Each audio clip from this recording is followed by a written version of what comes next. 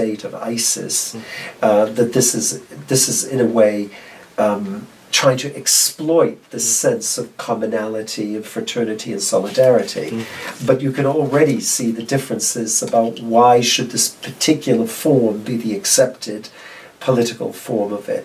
So I would say spiritual, symbolic, even intellectual affinities, but not political. So, if we look at the recent development in the Muslim world, for example, the Hoodie Bill in Kelantan, when they passed the Hoodie Bill, is it because of the urge to erect a religious symbol in order to show that the Ummah has revived in the modern political system? I think that's part of the story. I think it is that any group which purports to be Islamic has constantly got to think of its legitimacy, and especially when that legitimacy is being questioned by others. So whether it's from a secular perspective or an Islamic liberal modernist perspective, etc., they could reasonably say to the Muslim Brotherhood, for example, what makes you so Islamic? And they could reply by saying, because we're going to impose the Sharia, because we're going to have this form of it, etc. But I think that's entirely misleading. I think that's entirely misleading. First of all, there are no clear demarcation points for what constitutes the Ummah. So if you say that there should be the Sharia, do you really have to have the hudud, for example? I think it's debatable and questionable. Do you even have to have the Sharia in order to constitute a kind of an Islamic community? I think that's debatable as well. So in many ways, it is a political attempt to gain the high ground Islamically, and in so doing, to reinforce their legitimacy. And so it becomes almost something which is exploited in the contestation of politics, rather than really the establishment of an Islamic or Muslim community. So yeah, the worrying trend now, especially in Malaysia, is appealing to God argument. Yeah, so I think that legitimizes your argument just now, that it's more about attaining a high ground in politics, especially the morals of the people. One of the ironies of modern day, if we can call it Islamic or Muslim politics, one of the ironies is that everybody is now seeing the benefit of invoking God as a legitimizing factor. So you have regimes which do so.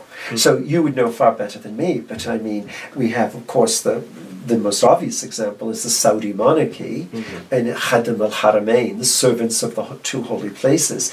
But we have even UMNO in Malaysia, a purportedly secular party, trying to present its Islamic credentials in order to kind of win a sort of support. Especially, and then we of course have the opponents of the government who also invoke Islam. So the irony is we have everybody doing it, everybody trying to say that God is on their side. But I hasten to point out this is by no means exclusive to Islam. By no means exclusive to that. This of course would have been the constant tradition of medieval Europe, where everyone would have said, "I'm more Catholic than you are." And it is also the common thread now in many modern European countries is to appeal to the moral high ground as a way of legitimizing your own political position. Yeah. Okay. So moving on to the contemporary world, especially today after globalization. Even though Wallerstein argued globalization started 500 years ago. Especially today after very interconnected world, after Washington Consensus and so on. How about if we revisit the idea of the Islamic State? What kind of Islamic State, what kind of political structure that most Islamists are going to pursue, in your opinion? This question is, I think, a really displays some of the problematic issues of Islamic political thought. I'm going to state this very bluntly. In my opinion, there is no prescription, there's no recipe for the Islamic State. The Islamic State is a concept, to my mind, which can even be dated to the end of the 19th century, the beginning of the 20th century. To my mind, and I use this terminology neutrally now, and it's not meant to be negative or pejorative, it's an invented tradition. It is in many ways, you can almost date it and find that Rashid Ridda, for example, talked about Hukuma Islamiyya, the Islamic government. And this was meant to be what is going to replace the inevitably failing caliphate. By the time we get to the end of the 19th century, it's quite clear, particularly in Sunni circles at least, that the caliphate is really a weak and a corrupt institution. So what would replace the caliphate? And it becomes sort of Islamic government or Islamic State. So it becomes a shell, a broad framework, but there is no specificity to it. So in a way, now when everybody referring to the Islamic State, we want to create an Islamic State. And you have this by most Islamist groups, way before we have ISIS, etc. Everybody says we should have an Islamic State. What does that mean? And I don't think there is any clear answer to it. And the most common answer, and in a way kind of a minimalist definition, but it still doesn't answer the question. The minimalist definition would be, it's that institution which preserves the Sharia, preserves Islamic law. But it still doesn't answer the question. What do you mean by the Sharia? For example, as we just said, does it involve the hudud? What are the role of the qadis? Can the sovereign overrule the decision of a qadi? And so all those questions are unanswered. And I do not think that there is any clear Islamic prescription for this. What I do think is that in building a modern political structure, it is perfectly compatible with a whole series of political forms. So the large question, as you know, which obsessed Western scholarship was, are Islam and democracy compatible? To my mind, there's absolutely no problem at all. You can have a democratic political order and be Islamic. What matters is that the moral injunctions to fairness, justice, good governance that are embedded in Islamic norms should guide. When they guide, you have an Islamic political order. Thank you for that. So, if we look at the discourse on Islamic State, as you have elaborated just now, the discourse has been revolved around power.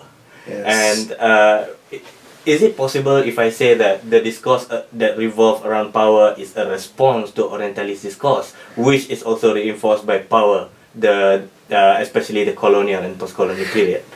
I would not have thought of that, but that's an interesting thesis.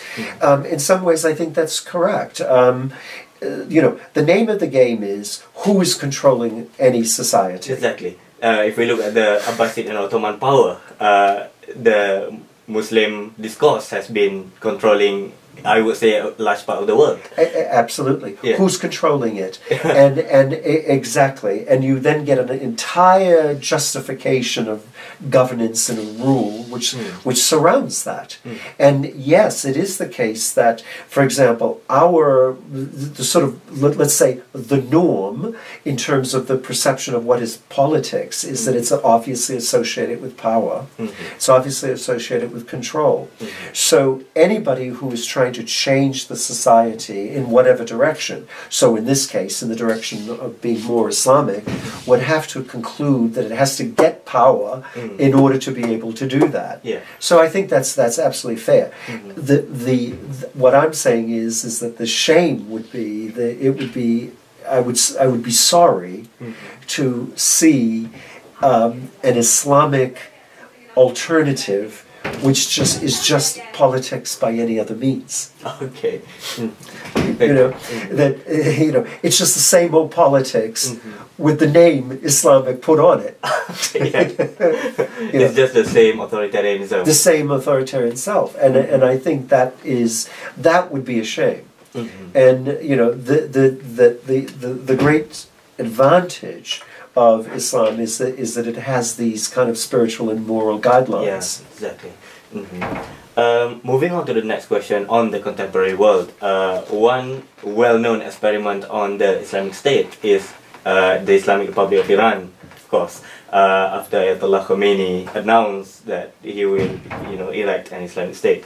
So, if we compare the tradition of the Sunni and the Shi'i political theory, I would say, at least I would say, that the Shi'i tradition is much more advanced than the Sunni tradition in political thought. We have Mullah Sadra, Bakir Sadr, so on and so forth. And their advancement is, in detail of the theory,